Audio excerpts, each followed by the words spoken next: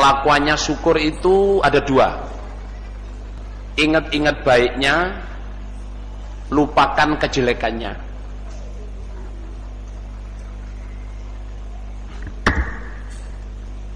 Syukur itu gini ya, orang yang bisa syukur ke Allah berarti orang yang bisa syukur ke manusia berarti bisa syukur kepada Allah. Yang belum bisa syukur ke manusia berarti nggak bisa syukur kepada Allah. Padahal orang nggak bisa syukur itu nggak bisa masuk surga.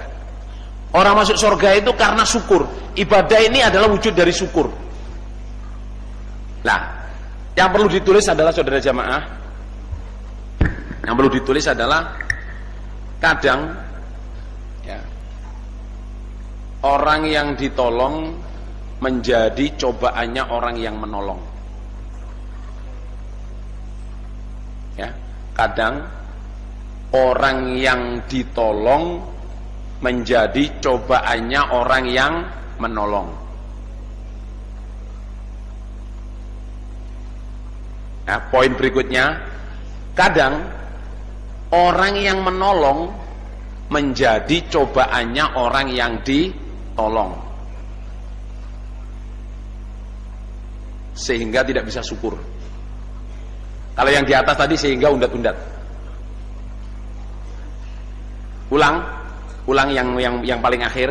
Kadang orang yang menolong menjadi cobaannya orang yang ditolong, sehingga tidak bisa syukur.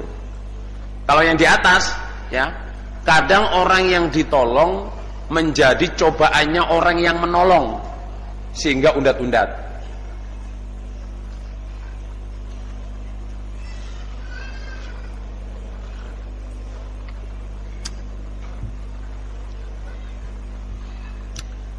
Niki kira-kira nangkep napa mboten Mas Lur? Nyata ndak ya? Contoh nggih. Contoh. Di Gading, orang baru datang ke Gading. Pak, saya ini ya orang jauh Pak, nggak punya keluarga, nggak punya family. Saya pengen tempat di mana lah Pak, terserah gitu. Dikasih tempat, oh tempat di tempat saya aja deh. Ini ada kamar kosong, kamu tempatin, kamu bersihin sendirilah. Terus cari kerja. Oh ini Mas, ada kerjaan Mas. Ya, di sekitar sini mungkin di Jombang atau di mana. Gaji pertama insya Allah cuma 2 juta Mas. 1 bulan 2 juta. Nanti kalau semakin baik 3 bulan tuh naik 500. Nanti mentoknya itu sampai 4 juta. Kira-kira 4 juta di Gading ini untuk satu orang cukup nggak Ular untuk hidup? Cekap nggih? Kata nama sih ada nggih? Digaji 4 juta 1 bulan. Suatu hari saudara jamaah, orang yang nolong, yang nyariin kerjaan ini ketemu di Madiun. Tahu Madiun nggak? Ketemu di Madiun dengan orang yang ditolong ini. Jauh kan Madiun itu saudara. Ketemu Mas, alhamdulillah Mas, orang yang nolong itu ketemu orang yang ditolong. Alhamdulillah Mas, ketemu sampean Dek gitu. Saya ini tasnya hilang Dek, dompet semua di situ. Saya pengen pulang ke Gading, saya nggak punya duit Dek, tolong saya pinjam duitnya. Loh, orang yang ditolong ngomong, pinjam berapa Pak gitu? Ya untuk bisa naik bis lah, 100 Pak ya. Ya insya Allah cukuplah 100. Dicatat Pak ya, ini siapa saksinya Pak? Terus ditelepon, kita telepon dulu Pak ya. Kira-kira pantas nama mboten ngoten Pak? Pantas apa enggak? Sejamaah orang itu enggak ngerti syukur. Datang di Gading ditolong, dicariin kerja, cuman perlu pinjem uang kok, yang ya ditawar dan masih cari telepon, masih cari saksi. Siapa saksinya? Habis itu pulang ke sini dirasani, lihat tuh nolong saya hutang 100, pura-pura nggak tahu. Sejamaah orang itu orang yang nggak punya hati, nggak ada rasa syukurnya. Mestinya kan, oh kehilangan Pak, masya Allah, yes, nggak usah hutang Pak, nih ada 500, 1 juta, bawa Pak, nggak usah diingat-ingat. Mestinya kan gitu. Saya antarkan Pak, saya carikan, saya bantu nyari tasnya di mana tadi, hilangnya di mana. Mestinya gitu saudara. Loh, kadang kita ini saudara jamaah bisa merasa jijik dengan orang itu tadi, tapi kita sendiri ngelakuin. Asalnya datang di sini siapa yang nolong? asalnya nggak punya apa-apa ditolong. Terus kadang-kadang dengan orang yang menolong itu kita malah musuhin. Karena apa? Wa ja'alna ba'dakum li ba'din fitnah atasbirun. Kamu itu satu sama lain saya jadikan cobaan. Bisa nggak kamu sabar? Apalagi sampai dia maruf-marufin. Dia maruf-marufin itu saudara jamaah, gajinya bukan 1 bulan 4 juta saudara. Dia maruf-marufin itu berarti dikasih surga. Pagi ngaji, pahalanya dunia seisinya. Terus yang ngajak saudara jamaah dilalan abla min dalik. Yang ngajak dilalan bules. Ngajinya nggak tertib. Kadang ketera ekonomi ngajinya nggak tertib. Terus malah dirasakan, lihat tuh orang lama bekerja. Saya ini yang maruf dia, tapi lolok-lolok sambung nggak pernah. Loh, kok otaknya itu ditaruh di mana? Mestinya saudara jamaah ya, orang yang ngamar ma'rufin terus bules karena ekonomi, mestinya datanglah, ajaklah dia, tarik dia bangkit kembali, kita usahakan seperti dia ngusahain kita sampai jadi orang jamaah.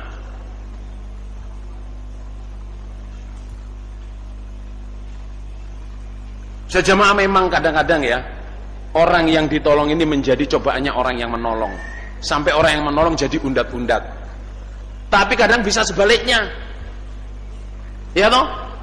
Orang yang menolong menjadi cobaannya orang yang ditolong. Sehingga apa? Gak bisa syukur. Diutangi mubaliknya, diutangi seniornya, gak bisa ngembaliin. Kadang-kadang sama nih opo mubalek ini. Melupakan bahwa orang ini dulu orang berjasa. Melupakan itu dicoba oleh Allah.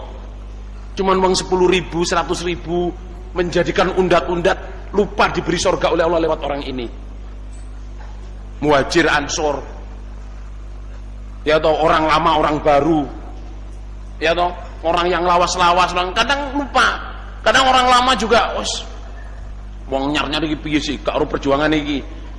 Akhirnya boleh timbul napa Saudara? Undat-undat.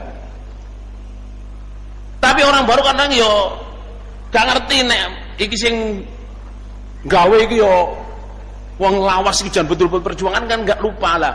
Tapi itu semua cobaan saudara jamaah. Yang baik bagaimana? Yang baik ya seperti yang dibilangkan oleh Allah itu tadi. Orang muhajir, orang ansor, rukun kompak, orang yang datang belakangan mendoakan orang-orang pejuang-pejuang yang lama ini, didoain oleh Allah paling pengampunan dan diterima oleh Allah, dan berdoa supaya hatinya enggak ada ghil.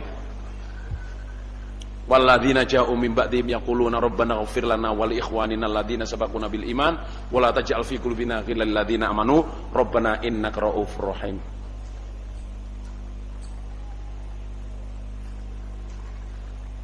Sangat dipahami saja jamaah. Soalnya apa, ini nanti saudara jamaah ya, akhirnya saling pemberian itu, ini saya ngomong global, sekarang dalam keluarga aja. Dalam keluarga saudara jamaah tentang syukur ini ya. Kadang-kadang orang tua dicoba oleh anaknya, memang anak menjadi cobaan orang tua, dalilnya begitu. Tetapi kadang-kadang orang tua juga jadi cobaannya anak. Nggih napa nggih para sedulur? Kadang-kadang suami menjadi cobaannya istri, istri menjadi cobaannya suami. Sudah dibuat oleh Allah seperti itu. Wa ja'alna ba'dakum li ba'din fitnah atasbirun. Atasbirun. Bisa nggak kamu sabar? Nah, sabar ditulis nggih. Sabar ialah berpegang teguh pada kebenaran apapun jadinya.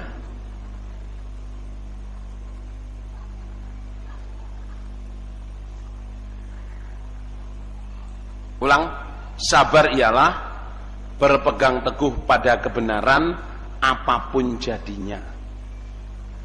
Artinya sabar itu on the right track, tetap taat Allah, Rasul, Amir, ya toh. Apapun jadinya, dalam keadaan sugih, pangkat, mulya atau melarat, hina, di penjara, tetap konsisten. Itu disebut sabar. Karena sabar itu bukan kalau dijitak diem, istrinya diganggu orang diem, hartanya diambil orang diem. Itu bukan sabar, itu namanya bodoh dan lemah. Nggih napa nggih para sedulur? Mau diketak wong meneng ae. Apa gak mau balas? Sabar. Padahal aslinya wedi lho sing ngetak ndase sak driji sak gedang kluduk lho ya. Itu bodoh dalam kalau ada orang ngetak tanyain ngapain ngetak? Iseng. Ganti ketak saudara. Gitu. Kalau orang diambil hartanya ya bela nih harta kamu. Karena membela hartanya kok mati-mati syahid. Kalau istrinya diganggu tanyain, ngapain ganggu istri saya? Iseng. Gibeng para seluruh. Gitu, ngapa ganggu bojone wong sing perawan searat-arat itu lur. Nah itu. Berjamaah sabar itu konsisten dalam kebenaran apapun jadinya. Sebagai suami, perintahnya Allah ini contohnya sabar ya. Ya ayyuhalladzina amanu. Inna min azwajikum wa auladikum aduwwan lakum fahdharuhum. Hei orang iman, sebagian dari istri dan anak-anakmu adalah musuh untuk kamu. Hati-hatilah terhadap mereka. Tetapi apa firman Allah berikutnya? Wa in ta'fu wa tasfahu wa taghfiru fa innallaha ghafurur rahim. Istrimu, anakmu itu cobaan. Cobaan di sini maksudnya apa? Bisa menghalangi kamu masuk surga, bisa nyeret kamu masuk neraka. Tapi Allah bilang kalau kamu mau memaafkan, memaafkan dan memaafkan. Jadi itu ya, ta'fu wa tasfahu wa taghfiru itu maknanya maaf semua. Cuman Allah menggunakan kata lain. Kalau kamu gelem nyepuro, gelem memaafkan, gelem melupakan, contohnya gitu. Tapi semua maksudnya itu maaf. Kalau kamu bisa memaafkan dan memaafkan dan memaafkan, Allah mengatakannya 3 kali. Hei para suami, istri-istri itu perlu dimaafkan 3 kali, sehingga kamu bisa sabar. Nenek wong lanang iso nyepuro bojone Postur sampai dobel telu, urip iku enteng. Tapi titik-titik mau muring-muring. Jangan kasinen ngono wis. Oh iki ngeracun yo. Padahal ya jangan kasih nenek wong wedok ada ngelali wis ngekek uyah harus ngekek uyah meneh. Terus maunya ngambil garam kleru gula. Iki teh ta jangan asem iki lho. Kalau kleru ngasih gula saudara. Mestinya kan ngomong kasinen ya. Dik alhamdulillah dik sak sendok kroso. Ngirit lho. Soalnya kewasinen lho gitu. Kok jangan bening gak asin blas kuwaya dik gak usah gawe teh dudu iki diombe. Ngirit gak usah gawe teh lho. Ngono wedok niku luweh bisa apa ya? Lebih bisa tahu diri daripada dimarah-marahin. Ngoten nggih Ibu nggih. Lho gue banter lho gue.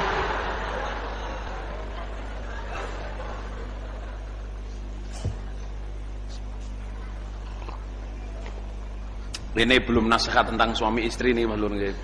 Cek nyerempet titik. Lah tentang syukur tadi maksud saya itu ya kembali ke on the right track ya. Orang bisa memberikan dengan tangan kanan, tangan kirinya tidak tahu, itu maksudnya kita saling tolong menolong ini nggak usah dibicarain deh. Lupakan. Kalau nasihatnya Luqman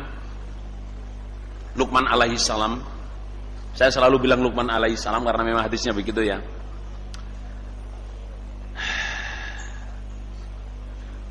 Bahasa Arabnya saya dilupakan. Saya dikasih dalil ini oleh Ahmad Qodi. Bunyinya begini. Kalau yang atasnya itu saya Indonesiain ya. Kalau hidupmu ingin tenang, ingatlah 2, lupakan 2.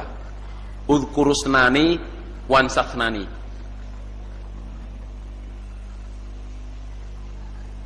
Ingatlah 2 itu, yang pertama Allah, yang kedua adalah kematian.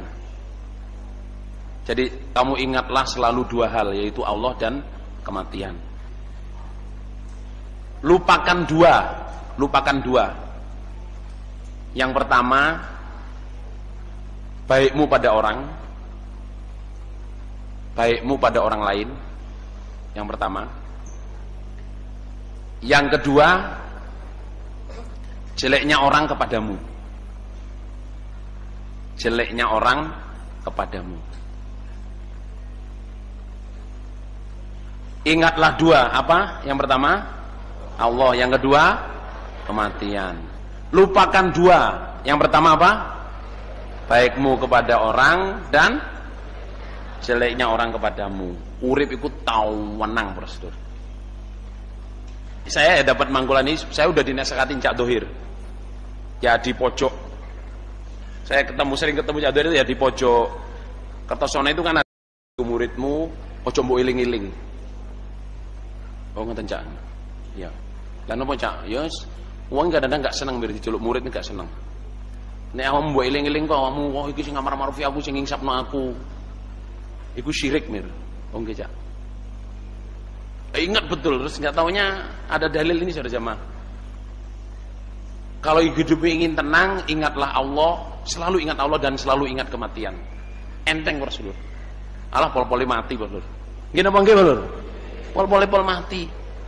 Nek mati gak mlebu swarga mesti mlebu neraka, nek gak mlebu neraka mesti mlebu swarga. Milih ndi Rasulullah? Terus ingat, kalau ingat Allah, kalau kita ingat Allah, Allah ingat kita terus. Lupakan dua, baiknya kita pada orang. Kalau kita berbuat baik, lupakan. Gak usah dieling-eling. Mas, sampean lu yang nolong saya gini. Apa ya? Kapan ya? Enggak kok. Sama dulu nasihatin saya gini. Lupa. Memang dilupain saudara. Kalau orang berbuat jelek, oh mas saya sorry gini. Wes. Sudah saya maafin dulu. Jadi masa toh? Enggak, perasaan saya enggak kok. Padahal dia berbuat jelek ke kita. Menurut Quran mangkel, tapi karena udah dilupain, jadi ketemu biasa gitu aja. Itu harus panjang saudara, ada berapa 7 lembar, 7 baris ini. Nah, kalau bawahnya itu wakun kal ardi fit tawadu. Jadilah seperti bumi di dalam tawadu. Artinya nasihatnya Luqman ini, bumi ini dahsyat saudara.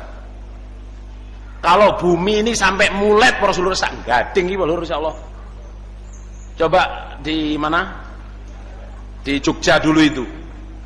Bumi ini mulet mek 22 detik jarine lho. Horok menit lho. Itu sak Jogja niku ajur kabeh lho.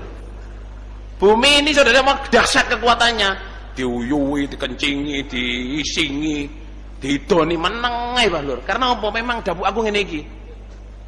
Lah mau dhek sambat terus menggading kurang asem. Ya Allah, gadinge ajur kabeh Mas Lur. Nah itu.